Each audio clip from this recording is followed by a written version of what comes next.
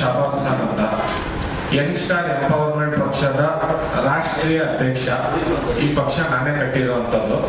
ಇದರ ಜೊತೆಗೆ ನಾನು ಈ ಬಾರಿ ನಡೀತಾ ಇರುವಂತಹ ದಾವಣಗೆರೆ ವಿಧಾನಸಭಾ ಕ್ಷೇತ್ರದ ಬೈ ಎಲೆಕ್ಷನ್ ಅಭ್ಯರ್ಥಿ. ನಾನು ಲಾಸ್ಟ್ ಅಲ್ಲಿ ಎಲ್ಲಾರ್ಕಿಂತ ಲಾಸ್ಟ್ ಅಲ್ಲಿ ಹೋಗಿ ನಾಮಿನೇಷನ್ ಹಾಕಿದ್ದು. ಯಾಕೆಂದ್ರೆ ನಮ್ಮ ಹಬ್ಬ ಇತ್ತು, ರಂಜಾನ್ ಹಬ್ಬ, ಹಾಗಾಗಿ ಅದ 2ನೇ ದಿವಸಕ್ಕೆ ಹೋಗಿ ನಾಮಿನೇಷನ್ ಹಾಕಿದ್ದು.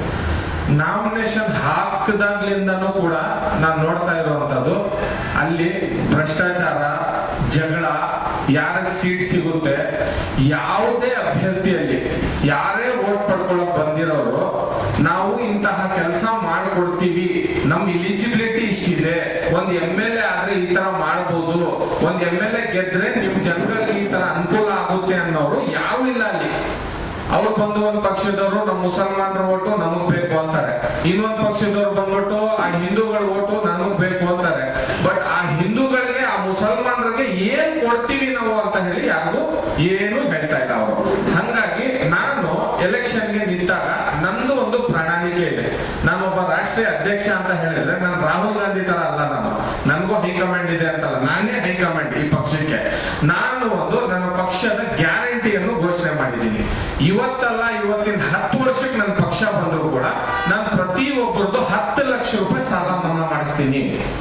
ಅದು ಹೆಂಗ್ ಮಾಡಿಸ್ತೀರಾ ಅಂತ ಹೇಳಿದ್ರೆ, ಕುಮಾರಸ್ವಾಮಿ ಹೆಂಗ್ ಮಾಡಿದ್ರು, ಸಿದ್ದರಾಮಯ್ಯ ಅವ್ರು ಹೆಂಗ್ ಮಾಡಿದ್ರು, ನಿರ್ಮಲಾ ಸೀತಾರಾಮನ್ ಅವ್ರು ಹೆಂಗ್ ಮಾಡಿದ್ರು.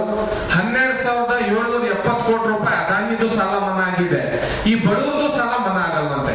2,500 ಕೋಟಿ ಪ್ರತಿ ವರ್ಷ ಈ ಸಿದ್ದರಾಮಯ್ಯ ಸರ್ಕಾರದಲ್ಲಿ ಸಾಲ ಮನ್ನಾ ಆಗ್ತಾ ಇದೆ. ನಾವು ಸಾಲ ಮನ್ನಾ ಮಾಡಕ್ ಆಗಲ್ವಂತೆ. 500ರಿಂದ 900 ಕೋಟಿ ರೂಪಾಯಿ ಒಬ್ಬ ಕ್ಷೇತ್ರಕ್ಕೆ ದುಡ್ಡು ಹಣ ಹೋಗುತ್ತೆ. ಅದ್ರಲ್ಲಿ ಒಂದು 200 ಕೋಟಿ ಒಬ್ಬೊಬ್ಬ MLA ಸಾಲ ಮನ್ನಾ ಮಾಡಿದ್ರು ಕೂಡ ಅವ್ರ ಸಾಲಗಳು ಮನ್ನಾ ಆಗುತ್ತೆ, ನೆಮ್ಮದಿಯಾಗಿ ಬದುಕಬಹುದು. ಈ ಸಾಲ ಮನ್ನಾ ಆಗಲ್ಲ ಅಂತೆ. ಯಾಕಂದ್ರೆ ನಾವು ಡೆಪ್ಟ್ ಫ್ರೀ ಇಂಡಿಯಾ ಅಂತ ಹೇಳಿ. ಈಗ ನಂದು ಸೀರಿಯಲ್ ನಂಬರ್ 10 ಸಿಲಿಂಡರ್ ಗುರುತು. ನಂದು ಒಂದೇ ಚಾಲೆಂಜ್, ನನಗೆ ಒಂದ್ಸತಿ MLA ಮಾಡಿದ್ರೆ ನಾನು 10 ಲಕ್ಷ ರೂಪಾಯಿ ಪ್ರತಿಯೊಬ್ಬರದ್ದು ಸಾಲ ಮನ್ನಾ ಮಾಡಿ ತೋರಿಸ್ತೀನಿ. ಪ್ರತಿಯೊಂದು ಮನೆಗೆ 10 ಸಿಲಿಂಡರ್ ಕೂಡ ಫ್ರೀ ಕೊಡ್ತೀನಿ ಅಂತ ಹೇಳಿದ್ದೀನಿ. ಎಲ್ಲಿಂದ ತಗೊಂಡ್ ಬರ್ತೀರಾ ಅಂತ ಹೇಳ್ತಾರೆ. ಇವು ಬೇರೆ MLAಗಳು ಎಲ್ಲಿಂದ ತಗೊಂಡ್ ಬರ್ತಾರ ಅವರು? ಎಲ್ಲರೂ ವಿಧಾನಸೌಧದಿಂದ ದೋಚ್ಕೊಂಡ್ ಬಂದೆ ನಿಮ್ಗೆ ಹಾಕೋದಲ್ಲಿ. ಅದ್ರಲ್ಲಿ ಒಬ್ಬ ಕಿಡಿಗೇಡಿ ಏನ್ ಮಾಡಿದಾನಂದ್ರೆ, ಇವ್ರು ಎಲ್ಲಾ ರೀತಿಯ ಷಡ್ಯಂತ್ರಗಳು ಮಾಡ್ತಾರೆ. ಒಂದ್ ಅಭ್ಯರ್ಥಿ ಅಂದ್ಮೇಲೆ ಈಗ ಎಲ್ಲಾರು ಕೂಡ ಒಂದೊಂದು ಗ್ಯಾರಂಟಿ ತಗೊಂಡ್ ಬರ್ತಾರೆ. ನಮ್ಗೆ ಇದ್ ನೋಡಿ ಓಟ್ ಹಾಕಿ, ಅದ್ ನೋಡಿ ಓಟ್ ಹಾಕಿ, ಒಬ್ಬನ್ ಕಲರ್ ನೋಡಿ ಓಟ್ ಹಾಕಿ, ಒಬ್ಬನ್ ಟೋಪಿ ನೋಡಿ ಓಟ್ ಹಾಕಿ ಅಂತ. ನನಗೊಬ್ಬ ನೆನ್ನೆ ಫೋನ್ ಮಾಡ್ಬಿಟ್ಟು ಅವನ RTA ಕಾರ್ಯಕರ್ತ ಅಂತೆ, ಬಿಜೆಪಿಯಲ್ಲಿ ಕಾರ್ಯಕರ್ತ ಅಂತೆ. ಅವನು ಒಬ್ಬ ನಮ್ಮವನೇ, ಮುಸ್ಲಿಮ್ಸ್ ಅವನು. ಬಟ್ ಅವನ್ ಏನ್ ಮಾಡಿದಾನಂದ್ರೆ, ಅವ್ರು ದುಡ್ಡಿನ ಆಸೆಗೆ ನನಗ್ ಫೋನ್ ಮಾಡಿ ಅವಚ್ಚ ಶಬ್ದಗಳಿಂದ ಬೈದಿ ನಿಂದಿಸಿ ನಮ್ಮ ತಂದೆ ತಾಯಿ ಏನು ಬಿಟ್ಟಿಲ್ಲ ಅವನು. ಆ ರೀತಿ ಬೈತಾ ಇದ್ದಾನೆ. ಆಮೇಲೆ ಅವರೆಲ್ಲ ಧಮಕಿ ಕೊಟ್ಟಿದ್ದಾನೆ. ಏನಂತ ಹೇಳಿದ್ರೆ, ದಾವಣಗೆರೆಯಲ್ಲಿ ಕಾಲಿಟ್ರೆ ನಿನಗ್ ಮರ್ಡರ್ ಮಾಡ್ತೀನಿ ಅಂತ ಹೇಳ್ಬಿಟ್ಟು. ಇದು ಮಾಡಲ್ ಕೋಡ್ ಆಫ್ ಕಂಡಕ್ಟ್ ಉಲ್ಲಂಘನೆ ಅಲ್ವಾ? ಇದು ರಿಟರ್ನಿಂಗ್ ಆಫೀಸರ್ಗೆ ಕಂಪ್ಲೇಂಟ್ ಕೊಟ್ಟಿದ್ದೀವಿ ನಾವು. ಅವ್ರಿಗೆ ಈಗಲೂ ಕೂಡ ನಾನು ಫೋನ್ ಮಾಡಿದ್ದೆ, FIR ಕಾಪಿ ನೀವು ಹಾಕ್ಲೇಬೇಕು. ಯಾಕಂದ್ರೆ ನಾನ್ ಬೇರೆ ಒಂದು 3 ತಿಂಗಳು ಹೋಗ್ತಾನ ಅವನು. ಯಾರಿಗೂ ಕೂಡ ಅಭ್ಯರ್ಥಿ ಅಂತ ಹೇಳಿದ್ಮೇಲೆ ನಾನೇ ಅಂತ ಅಲ್ಲ, ಒಬ್ಬ ಇಂಡಿಪೆಂಡೆಂಟ್ ನಿಂತಿರೋದು ಕೂಡ RO ಆಫೀಸಲ್ಲಿ ಮೀಟಿಂಗ್ ಕರೆದಾಗ ನಾವೆಲ್ಲರೂ ಹೋಗಿ ಕೂತ್ಕೋತೀವಿ. ಕೂತ್ಕೊಂಡಾಗ ಅವ್ರು ಏನ್ ಹೇಳ್ತಾರೆ ಅದನ್ನ ಕೇಳ್ಬೇಕು. ನಮಗ್ ಸುಪ್ರೀಂ ಯಾರು? Returning officer. ಅಲ್ಲಿನ SP ಅಲ್ಲ, ಅಲ್ಲಿನ DC ಅಲ್ಲ, ಅಲ್ಲಿನ ಕಮಿಷನರ್ ನಮಗಲ್ಲ ಸುಪ್ರೀಂ. ನಮಗ್ ಸುಪ್ರೀಂ ಇರೋದು ರಿಟರ್ನಿಂಗ್ ಆಫೀಸರ್ ಒಂದೇ. ರಿಟರ್ನಿಂಗ್ ಆಫೀಸರ್ಗೆ ಸುಪ್ರೀಂ ಯಾರು ಅಂತ ಹೇಳಿದ್ರೆ ಅಬ್ಸರ್ವರ್ ಒಂದೇ. ಅಬ್ಸರ್ವರ್ಗೂ ಫೋನ್ ಮಾಡಿದ್ದೀನಿ, ಅವ್ರಿಗೂ ಹೇಳಿದ್ದೀನಿ. ನಮ್ಮ ಏಜೆಂಟ್ ಹೋಗಿ ಅಲ್ಲಿ ಕಂಪ್ಲೇಂಟ್ ಮಾಡಿದ್ದಾರೆ. ನಾನು ಪಾದಯಾತ್ರೆ ಹೊರಟಿದ್ದೆ. ನಾವು ಎಲ್ಲಿಂದ ಇಲ್ಲಿ ಮೆಜೆಸ್ಟಿಕ್ ಅಲ್ಲಿ ಒಂದು ದರ್ಗಾ ಇದೆ ನಮ್ದು, ತೌಕಲ್ ಮಸ್ತಾನ್ ದರ್ಗಾ ಅಂತ. ಆ ದರ್ಗಾದಿಂದ ನಾನು ನಡ್ಕೊಂಡು ಒಂದು ಹರಕೆ ಹೊತ್ಕೊಂಡು ಜೌಗಲ್ ಗಂಟ ನಡ್ಕೊಂಡು ಹೋಗಿದ್ದೀನಿ. ಅದು ನನ್ನ ವೈಯಕ್ತಿಕ. ಎಲೆಕ್ಷನ್ ಇದೆ ಅಂತ ನಡ್ಕೊಂಡು ಹೋಗಿರೋದಲ್ಲ. ಅದು ಎಲೆಕ್ಷನ್ ಅಲ್ಲಿ ಗೆಲ್ಲಿ ಅಂತ ನಡ್ಕೊಂಡು ಹೋಗಿರೋದಲ್ಲ. ಇಲ್ಲಿಂದ ಅಯ್ಯಪ್ಪ ಸ್ವಾಮಿ ಅವ್ರಿಗೂ ನಡ್ಕೊಂಡು ಹೋದ್ರು ಕೂಡ ದೇವರು ನಿಯತ್ ನೋಡ್ಬಿಟ್ಟೆ ಕೊಡೋದು. ನೀನ್ ಹಿಂದೂ ಆಗಿರ್ಲಿ, ಮುಸ್ಲಿಮ್ಸ್ ಆಗಿರ್ಲಿ. ಬಟ್ ನಾನ್ ನನ್ನ ಹರಕೆನ ತಗೊಂಡು ಅವರು ಈ ಜನಗಳ, ಯಾಕಂದ್ರೆ ಅಲ್ಲಿ ಸುನ್ನಿ ಮುಸ್ಲಿಮ್ಸ್ ಅನ್ನೋದು 92,000 ಜನ ಇದ್ದಾರೆ ಇಲ್ಲಿ ದಾವಣಗೆರೆಯಲ್ಲಿ. ಅವರೆಲ್ಲ ವೋಟ್ ಹಾಕಿ ನನ್ನ ಗೆಲ್ಲಿಸ್ತಾರಂತ ಹೇಳಿ ಒಂದೊಂದು ಓಟಿಗೆ 7,000 ರೂಪಾಯಿ ಕೊಡ್ತಾ ಇದ್ದಾರೆ. ಒಂದು ಓಟಿಗೆ 7,000 ರೂಪಾಯಿ. ಈ ಕುಕ್ಕರ್ ನಿಕ್ಕರ್ ಕೊಟ್ಬಿಟ್ಟು ಓಟನ್ನ ಮಾರ್ಕೊಂಡು ನಾನು ಚಾಲೆಂಜ್ ಮಾಡಿದ್ದೀನಿ. ನಾನು ನಮ್ಮ ದೇವ್ರ ಪುರಾಣ ಮೇಲೆ ಪ್ರಮಾಣ ಮಾಡಿ ಹೇಳಿದ್ದೀನಿ. ನಾನು ಗೆದ್ರೆ ಈ ಕೆಲಸ ಮಾಡ್ಕೊಡ್ತೀನಿ. ಯಾಕಂದ್ರೆ ಸೆಕ್ಯೂರ್ಡ್ ಲೋನ್ ಅಂದ್ರೆ ಏನು, ಅನ್ಸೆಕ್ಯೂರ್ಡ್ ಲೋನ್ ಏನಂದ್ರೆ RBI ಗೈಡ್ಲೈನ್ಸ್ ಏನಿದೆ, ಪೇಮೆಂಟ್ಸ್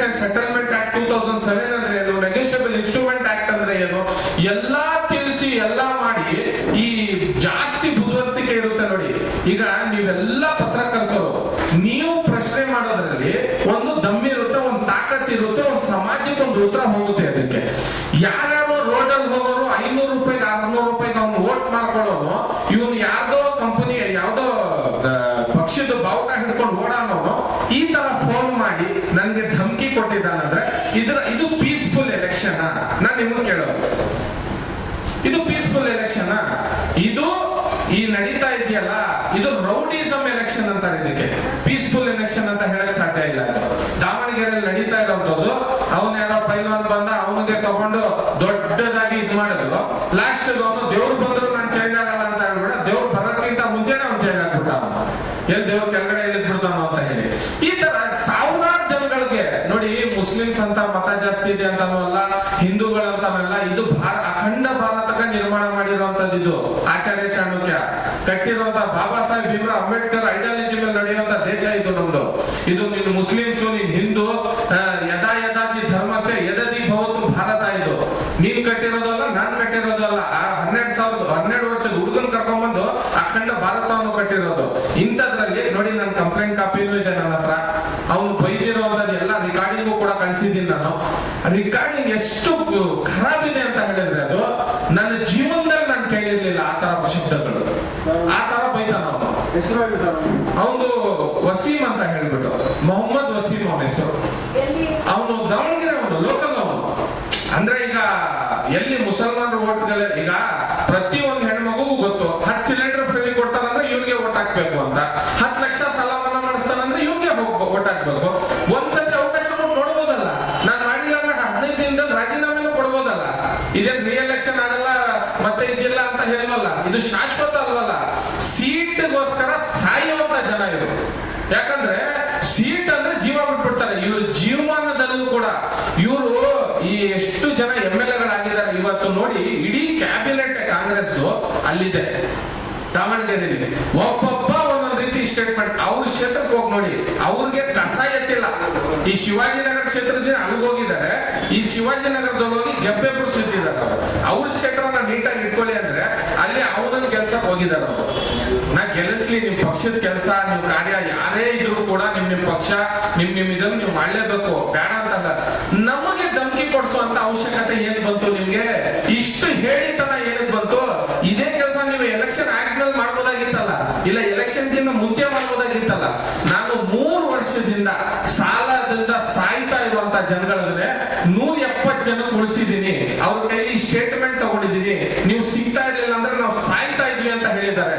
ಈ ಏಜೆಂಟ್ಗಳು DRS ಸರ್ಟಿಫಿಕೇಟ್ ಅಲ್ಲಿ ಇಲ್ದಂಗೆ ಅವ್ರ ಮನೆಗಳ ಹತ್ರ ಹೋಗಿ ಅವ್ರಿಗೆ ಸಾಲಗಾರರು ಸತಾಯಿಸ್ತಾ ಇರೋದನ್ನ ನಾನು ನಿಲ್ಸಿದ್ದೀನಿ. ಅವ್ರಿಗೆ ಲೋಕ್ ಅದಾಲತ್ಗೆ ನೋಟಿಸ್ ಕೊಟ್ಟು ಅಪ್ಲಿಕೇಶನ್ ಹಾಕ್ಸಿ ಅದ್ರ ಪ್ರಕಾರ 70 to 90% ಲೋನ್ ನ ವೇ ಆಫ್ ಮಾಡಿಸಿದೀನಿ. ಇದನ್ನೇನು ಆಗಲ್ವಾ? ನಿಮ್ ಕೈಲಿ ಆಗಲ್ವಾ ಈ ಕೆಲಸ? ನಾನು ಹೊಸದಾಗಿ ಮಾಡಕ್ ಕೊಟ್ಟಿದ್ದೀನ. ಅದೇ ಜಾಗದಲ್ಲಿ ನನ್ನ ಕೈಲಿ ಒಂದು ಪವರ್ ಬಂದ್ರೆ ನಾನು 10 ಲಕ್ಷ ರೂಪಾಯಿ ಗಂಟ ಸಾಲ ಮನ್ನಾ ಮಾಡಿಸ್ಬೋದು ಅಂತ ಗ್ಯಾರಂಟಿ ಕೊಟ್ಟಿದ್ದೀನಿ, ವಾದ ಮಾಡಿದ್ದೀನಿ, ಕುರಾನ್ ಮೇಲೆ ಪ್ರಮಾಣ ಮಾಡಿದ್ದೀನಿ. ಇನ್ನೇನು ನನ್ನ ತಂದೆ ತಾಯಿನ ತಗೊಂಡೋಗ ಅಲ್ಲಿ ಆಗಿಬಿಡಕ್ಕಾಗುತ್ತಾ ನಾನು? ಯಾರೋ ಅವನು ರೋಡಲ್ಲಿ ಹೋಗೋ ಬೇವರ್ಸಿ ಬಂದ್ಬಿಟ್ಟು ನಮಗ್ ಬೈತಾನೆ ಅಂತ ಹೇಳಿದ್ರೆ ನಾವೊಂದು ಸಾಮಾಜಿಕವಾಗಿ ಹೋರಾಟ ಮಾಡೋದು ಬೇಡವಾ? ಒಂದ್ ಸಾಮಾಜಿಕವಾಗಿ ನಮ್ಗೆ ಫಂಡಮೆಂಟಲ್ ರೈಟ್ಸ್ ಇಲ್ವಾ? ನಮ್ಮೊಂದು ಕಾನೂನು ಭದ್ರತೆ ಇಲ್ವಾ? ಅಲ್ಲಿ ಹೋಗಿ ಹೇಳಿದೀವಿ ಈ ತರ ಮಾಡಿದಾರಂದ್ರೆ, ಇಲ್ಲಿ ಗಂಟ ಅವ್ರು FIR ಮಾಡಿಸಿಲ್ಲ ಅಂತ ಹೇಳಿದ್ರೆ ಈಗ ಏನ್ ಆರೋನು ಅವ್ರು ಬುಕ್ ಆಗಿದಾರ ಅಂತ ತಿಳ್ಕೊಬೇಕಾ? ಇಲ್ಲ ಕಾನೂನೇ ಅವ್ರು ಮಾಡ್ಬಿಟ್ಟಿದಾರ ಅಂತ ತಿಳ್ಕೊಬೇಕಾ? ಇದು SP-ಗೂ ಪವರ್ ಬರಲ್ಲ, DC-ಗೂ ಪವರ್ ಬರಲ್ಲ ಮೇಡಮ್ ಇದು. ಯಾಕಂದ್ರೆ ಈ ಅಲ್ಲಿ ರಿಟರ್ನಿಂಗ್ ಆಫೀಸರ್ ಇರ್ತಾರಲ್ಲ ಅವ್ರು ಕೈ ಪವರ್. ಚನ್ನಪಟ್ಟಣಕ್ಕೆ ಹೋಗಿ ಎಲೆಕ್ಷನ್ ನಿಲ್ತೀನಿ, ಇಲ್ಲಿ ಯಾಕೆ ಬರ್ತೀರಾ ಅಂತ ನನ್ಗೆ ಹೇಳ್ತಾರೆ. ನಾನು ನ್ಯಾಷನಲ್ ಪ್ರೆಸಿಡೆಂಟ್ ಅಂತ ಹೇಳಿದ್ಮೇಲೆ ನಾನು ರಿಜ್ವಾನ್ ಅರ್ಷದ್ ಅಲ್ಲ. ನಾನು ಅವ್ರ ಹತ್ರ ಟಿಕೆಟ್ಗೋಸ್ಕರ ಮನೆ ಬಾಗಿಲು ಗಲಿಯಕ್ಕೆ ನಾನೇ 100 ಜನಕ್ಕೆ ಈಗ GBI ಎಲೆಕ್ಷನ್ ಟಿಕೆಟ್ ಕೊಡ್ತೀನಿ. 6,000ಕ್ಕಿಂತ ಹೆಚ್ಚು ಈ ತಾಲೂಕ್ ಪಂಚಾಯತಿಗೆ ಟಿಕೆಟ್ ಕೊಡ್ತೀನಿ ನಾನು. ಪಕ್ಷ ಕಟ್ 3 ವರ್ಷ ಆಗಿದೆ. ಬಿಜೆಪಿನವ್ರ ತರ 30 ವರ್ಷ ಕಷ್ಟ ಪಡೋಣ ಬಿಡಿ, ಆಮೇಲೆ ಬರ್ಲಿ ನನ್ನ ಪಕ್ಷ. ಈಗಲೇ ಬರ್ಬೇಕಂತ ಏನು ಅವಶ್ಯಕತೆ ಇಲ್ಲ. ನನ್ಗೇನ್ ವಯಸ್ಸಾಗೋಗಿಲ್ಲ, ನಾನೇನು ಮುದ್ಕ ಅಲ್ಲ. ನಾನು ಈ ಪಂಚಾಯತ್ ಕಟ್ಕೊಂಡು ಚಪ್ಪಲಿ ಉದುರಿಸ್ಕೊಂಡು ವಿಧಾನಸೌಧ ಮೆಟ್ಲತ್ತಕ್ಕಾಗಿಲ್ಲ ಅಂತ ಹೇಳಿದ್ರು ಈಗಲೂ ಸಾಯ್ತಾ ಇದಾರೆ. ಈ ಯುವಕರಿಗೆ ಅವಕಾಶ ಕೊಡಲ್ಲ ಯಾರಿಗೂ ಕೂಡ. ಬೆಳೆಯಕ್ಕೆ ಯಾರು ಕೂಡ ಬಿಡಲ್ಲ. ಅದ್ರಲ್ಲಿ ಜೀವ ಬೆದರಿಕೆ ಬೇರೆ ಇರೋದೇ. ಈ ಜೀವ ಇದಕ್ಕೆ ಬೆದರಿಕೆ ಬೇರೆ ಕೇಳೋದು ನಿಮ್ಗೆ. ಈ ತರ ಮಾಡಿದ್ದಾರೆ. ಇದು ಕಾನೂನು ರೀತಿ ತಪ್ಪು. ಈಗ ನಾವು ಕೂಡ ಅವ್ರಿಗೆ ಹೇಳ್ಬೇಕಾಗಿತ್ತು, 100 ಹೇಳ್ಬೋದಾಗಿತ್ತು, ನಾವು ಹೆದರ್ಸ್ಬೋದಾಗಿತ್ತು. ಹುಡುಗರನ್ನ ನಾವು ಕ್ಯಾಂಪೇನಿಂಗ್ ಮಾಡ್ತಾರೆ. 4,000 ಹೆಣ್ಮಕ್ಳು ಉಚಿತವಾಗಿ ನನಗೋಸ್ಕರ ಕ್ಯಾಂಪೇನ್ ಮಾಡಿದ್ದಾರೆ. ಮನೆ ಮನೆಗೆ ಹೋಗಿ ಸಂಘ ಕಟ್ಕೊಂಡು ಅಲ್ಲಲ್ಲಿ ಗ್ರೂಪ್ ಮಾಡ್ಕೊಂಡು ಮನೆ ಮನೆಗೆ ಹೋಗಿ ನನಗೋಸ್ಕರ ಕ್ಯಾಂಪೇನ್ ಮಾಡಿದ್ದಾರೆ. ಸೀರಿಯಲ್ ನಂಬರ್ 10 ಓಟ್ ಹಾಕಿ, ಸಿಲಿಂಡರ್ ಗುರುತು ಓಟ್ ಹಾಕಿ ಅಂತ. ಸಿಲಿಂಡರ್ ಡಿಮ್ಯಾಂಡ್ ಇದೆ ಅಂತ ಚೆನ್ನಾಗಿ ಗೊತ್ತಾಗಿದೆ ಅವ್ರಿಗೆ. ಹಂಗಾಗಿ ಒಂದೊಂದು ಓಟ್ 7,000 ರೂಪಾಯಿ. ನೀವು 7 ಅಲ್ಲ 10,000 ಕೊಡಿ, ಯಾಕಂದ್ರೆ ಇವ್ರದೇ ಕದ್ದಿರೋದು, ನೀವು ಇವ್ರಿಗೆ ತಂದು ಕೊಡೋದು, ನೀವು ಇಸ್ಕೊಳ್ಳಿ, ಬೇಡ ಅಂತ ಹೇಳಲ್ಲ ನಾನು. ಬಟ್ ಇದನ್ನ ಮಾಡಿರೋದು ಎಲ್ಲಿ ಗಂಟ ಸಾಮಾಜಿಕವಾಗಿ ನ್ಯಾಯ ಇದು? ಹೌದು ಮೇಡಮ್, ಕಾಲ್ ರೆಕಾರ್ಡ್ಸ್ ಇದೆ ನನ್ನ ಹತ್ರ. ಆಮೇಲೆ ಕಂಪ್ಲೇಂಟ್ ಕಾಪಿ ಇದೆ, ಅವ್ರಿಗೆ ಕೊಟ್ಟಿರೋದು. ಅವರು SP ಫಾರ್ವರ್ಡ್ ಮಾಡಿರೋದು ಇಂಟಿಮೇಷನ್ ಇದೆ ಸರ್. ಇದೆ ಕಾಲ್ ರೆಕಾರ್ಡ್ಸ್ ಇಲ್ಲೇ ಇದೆ ನೋಡಿ, ಅವ್ರು ಮಾಡಿರೋದು ಮಾತಾಡಿರೋದು ಇಲ್ಲೇ ಇದೆ. ನೋಡಿ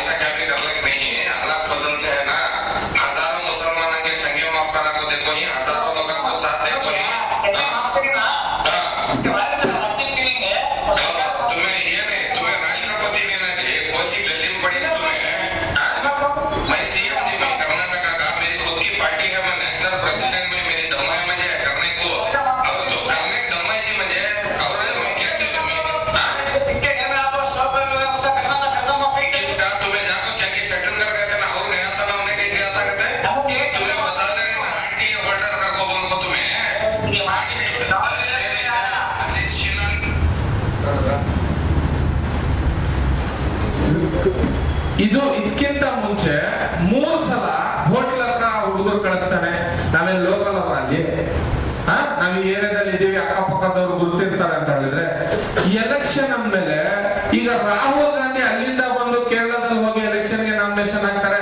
ರಾಹುಲ್ ಗಾಂಧಿ ಯಾಕೆ ಹಾಕಿದ್ರು ಅಂತ ಕೇಳಕ್ಕಾಗುತ್ತೆ? ನಿರ್ಮಲಾ ಸೀತಾರಾಮನ್ ಇಲ್ಲಿಗೆ ಬಂದ್ ಹಾಕ್ತಾರೆ. ದೇವೇಗೌಡರು ಕರ್ನಾಟಕದಿಂದ ಹೋಗಿ ಪ್ರಧಾನಿ ಆಗ್ತಾರೆ. ಈ ದೇಶಕ್ಕೆ ಹೆಮ್ಮೆ ಅಲ್ವಾ ಇದು? ಎಲೆಕ್ಷನ್ ಅಂತ ಹೇಳಿದ್ರೆ ಸ್ವಾಭಾವಿಕವಾಗಿ ನೆಮ್ಮದಿಯಾಗಿ ನಡೆಸಬೇಕು ಅಂತ ಅಲ್ವಾ? ಇಂಥ ಲೋಫರ್ಗಳನ್ನ ಹಿಡಿದು ಜೈಲಿಗೆ ಹಾಕಿಲ್ಲ ಅಂತ ಹೇಳಿದ್ರೆ ನಮ್ಮ ಕಾನೂನು ಸತ್ತೋಗಿದೆ ಅಂತ ತಿಳ್ಕೊಬೇಕಾಗುತ್ತೆ ನಾವು. ಈಗಲೂ ಕೂಡ ರಿಟರ್ನಿಂಗ್ ಆಫೀಸರ್, ಯಾಕಂದ್ರೆ ನೋಡಿ ಮಾಡಲ್ ಕೋಡ್ ಆಫ್ ಕಂಡಕ್ಟ್ ನಡೀತಾ ಇದೆ. ಈಗ ಇಲ್ಲಿ ನೀವು ದುಡ್ಡು ಹಂಚ್ತಾ ಇದ್ರೆ ಯಾರು ಬಂದು ಕೇಳಲ್ಲ ನಿಮ್ಗೆ, ಇಲ್ಲಿ ಯಾಕೆ ದುಡ್ಡು ಹಂಚ್ತಾ ಇದ್ದೀರಾ ಅಂತ. ನಿನ್ ದುಡ್ಡು ನಿನ್ಗೆ ಯಾರು ಹಂಚ್ಕೋದಿಲ್ಲ. ನೀನ್ ಸಾಲ ಮನ್ನಾ ಮಾಡ್ತಾರೆ, ನೀನ್ ಯಾರಾದ್ರೂ ಮಾಡ್ಕೋ. ಜನ ಬೇಕಾದವ್ರು ಬಂದು ಮಾಡಿಸ್ಕೋತಾರೆ, ಇಲ್ಲಾಂದ್ರೆ ಬಿಡ್ತಾರೆ. ಬಟ್ ಅಲ್ಲಿ ಯಾವುದೇ ರೀತಿಯ ಆಕ್ಟಿವಿಟಿ ಮಾಡ್ಬೇಕಾದ್ರೆ ನಾವು ಆ ಕ್ಷೇತ್ರಕ್ಕೆ ಮಾಡಲ್ ಕೋಡ್ ಆಫ್ ಕಂಡಕ್ಟ್ ಅಂತ ಜಾರಿ ಆದ್ಮೇಲೆ ಸೆಕ್ಷನ್ 144 ಆಗ್ತಾವಲ್ಲ, ಆ ತರ ಇರುತ್ತೆ ಅದು ಸಿಮಿಲರ್ ಆಗಿ. ಈ ತರದಲ್ಲಿ ನಾವೇನಾದ್ರೂ ತಪ್ಪು ಹೆಜ್ಜೆಯನ್ನ ಇಡಕ್ಕಾಗುತ್ತಾ ಅಲ್ಲಿ ಕ್ಯಾಂಡಿಡೇಟ್ ಆಗಿ? ಈ ತರ ಮಾಡಿದಾನೆ ಅಂತ ಹೇಳಿದ್ರೆ ಫೋನ್ ಮಾಡಿ ಡೈರೆಕ್ಟ್ ಆಗಿ ಅವ್ನ ಅಮ್ಮನ್ ಹಾಕೋಣ ಅಂತ ಹೇಳ್ತಾನಂದ್ರೆ ನಾವು ನಮ್ ತಾಕತ್ತೇನಿದೆ, ನಮ್ ದೆಮ್ಮಿದೆ, ಎಲೆಕ್ಷನ್ ಆದ್ಮೇಲೆ ತೋರಿಸ್ಬೋದು ನಾವು. ಬಟ್ ಎಲೆಕ್ಷನ್ ಸಮಯದಲ್ಲಿ ನಾವು ಯಾವುದೇ ರೀತಿಯ ತಪ್ಪು ಹೆಜ್ಜೆಯನ್ನು ಇಟ್ರೆ ನಾವು ಉಲ್ಟಾ 6 ವರ್ಷ ಸಸ್ಪೆಂಡ್ ಆಗ್ತೀವಿ. ನಮ್ಮ ಜೀವನದಲ್ಲಿ ಮತ್ತೆ ನಾವು ಎಲೆಕ್ಷನ್ ಕಂಟೆಸ್ಟ್ ಮಾಡಕ್ ಆಗಲ್ಲ. ನಾವು ಕೂಡ ಸ್ವಲ್ಪ ತೆಪ್ಪಗಿರ್ಬೇಕಾಗುತ್ತೆ. ಅವ್ನು ಬೈದ್ರು ಪರವಾಗಿಲ್ಲ, ಯಾಕಂದ್ರೆ ಈ ಸ್ವಾಭಾವಿಕ ನೀವು ನೋಡಿದಿರಲ್ಲ, ವಾಟಾಳ್ ನಾಗರಾಜ್ ಅವ್ರನ್ನ ಬೈದ್ರು, ಹೊಡೆದ್ರು, ಜೈಲ್ಗೆ ಹಾಕರು, 100 ಸಲ ಪೊಲೀಸ್ನವರೇ ಸಾಕಿದ್ದಾರೆ ಅವ್ರಿಗೆ. ಯಾಕಂದ್ರೆ ಹೋರಾಟಗಾರರು ಅವರು. ಇದೆಲ್ಲ ನಾವು ಸಹಿಸ್ಕೋಬೇಕಾಗುತ್ತೆ. ಅಯ್ಯೋ ವಾಟಾಳ್ ನಾಗರಾಜ್ ಅವ್ರು ಹಿಂದೂ ಅಂದ್ರೆ ನಮ್ಗೆ ಯಾಕೆ, ನಾವು ಮುಸಲ್ಮಾನರು ಅನ್ನೋದಲ್ಲ. ಸೊ ಈ ರಾಜ್ಯಕ್ಕೋಸ್ಕರ ಮಾಡ್ತಾ ಇದ್ದಾರೆ ಅಂದ್ರೆ ಮಾಡ್ತಾ ಇದ್ದಾರೆ, ಒಳ್ಳೇದು. ಈಗ ನಾನು ಒಂದ್ ಕೆಟ್ಟ ಕೆಲಸ ಮಾಡ್ತಾ ಇದ್ರೆ 100 ಜನ ಹೇಳಲ್ವಾ? ಈಗ ನೀವೆಲ್ಲ ಹಿರಿಯರೇ ಕೂತಿರೋದು, ನಾನ್ ಚಿಕ್ಕವನು. ನಾನ್ 30 ವರ್ಷಕ್ಕೆ ಪಕ್ಷ ಕಟ್ಟಿ 27 ವರ್ಷಕ್ಕೆ ಪಕ್ಷ ಕಟ್ಟಿದ್ದೀನಿ. ನನ್ಗೆ ಈಗ 30 ವರ್ಷ. 30 ವರ್ಷದಲ್ಲಿ 4 ಎಲೆಕ್ಷನ್ ಫೇಸ್ ಮಾಡಿದ್ದೀನಿ ನಾನು. ಚನ್ನಪಟ್ಟಣದಲ್ಲಿ ನಿಂತ್ಕೊಂಡಿದ್ದೀನಿ, ಇಲ್ಲಿ ಬೆಂಗಳೂರು ಸೌತ್ಗೆ ಎಲೆಕ್ಷನ್ಗೆ ಕಂಟೆಸ್ಟ್ ಮಾಡಿದ್ದೀನಿ, ಸೆಂಟ್ರಲ್ಗೆ ನಿಂತ್ಕೊಂಡಿದ್ದೀನಿ. ಏನ್ ನಿಂತ ತಕ್ಷಣ ನಾನು ಗೆದ್ಬಿಟ್ಟಿದ್ದೀನಿ ಅಂತಲ್ಲ, ಸೋತ್ ಬಿಟ್ಟಿದ್ದೀನಿ ಅಂತ ನಾನು ಬಿಟ್ಬಿಡಕ್ಕಾಗುತ್ತಾ? ಲಾಸ್ಟ್ ಪುರಾಣ ಮೇಲೆ ಪ್ರಮಾಣ ಮಾಡಿದ್ದೀನಿ ಹೇಳ್ಬಿಟ್ಟಿನಿ, ಈ ಎಲೆಕ್ಷನ್ ಮೇಲೆ ನನ್ನ ಜೀವನದಲ್ಲಿ ನಾನು ಎಲೆಕ್ಷನ್ ನಿಂತ್ಕೊಳ್ಳಲ್ಲ ಅಂತ ಹೇಳಿ. ಯಾಕಂದ್ರೆ ಒಳ್ಳೆ ಜನ ಇಲ್ಲ, ಒಳ್ಳೆಯವ್ರಿಗೆ ಕಾಲನೂ ಇಲ್ಲ. ಇದು ನನ್ ಟಿಕೆಟ್ ತಗೊಂಡು ಯಾರು ಬೇಕಾದ್ರೆ ಎಲೆಕ್ಷನ್ ನಿಂತ್ಕೊಳ್ಳಿ, ನನ್ಗೆ ಅಭ್ಯಂತರ ಎಲ್ಲ. ಹೋಗಿ ಸ್ವಲ್ಪ ಕ್ಯಾಂಪೇನ್ ಮಾಡ್ಬಿಟ್ಟು 4 ಭಾಷಣ ಮಾಡ್ಬಿಟ್ಟು CM ಇಬ್ರಾಹಿಂ ಅವ್ರು ಅಲ್ಲೋದ್ರು, ನಮಗ್ ವಾದ ಮಾಡಿದ್ರು ಸಾಥ್ ಕೊಡ್ತೀನಿ ಅಂತ, ತಗೊಂಡು ಓಡಾಡಿದ್ರು, ಹೋಗಿಲ್ಲ ಲೇಔಟ ಕಟ್ಬಿಡ್ತೀನಿ ಅಂತ ಹೇಳಿದ್ರು. ಲಾಸ್ಟ್ ಏನ್ ಮಾಡಿದ್ರು, ಅಲ್ಲಿ ಯಾರಿಗೋ ಹೋಗ್ಬಿಟ್ಟು 2 ಕೋಟಿ ರೂಪಾಯಿ ಇಸ್ಕೊಂಡು ಸಾಥ್ ಕೊಟ್ರು.